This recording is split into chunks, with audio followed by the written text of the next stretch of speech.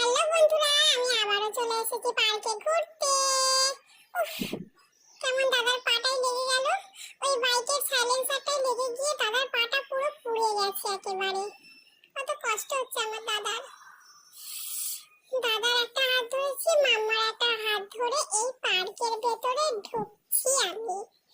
ও বাবা, কত ভিড়! দোলনা পাবো তো?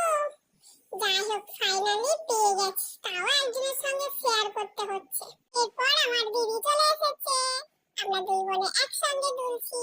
ওকে তুলে দিয়েছি, বলছে আমরা দুজনে এসেছি, একসঙ্গে না দুললে একবার হয় নাকি? দিদি আর আমার দুলতে খুব ভালো লাগে।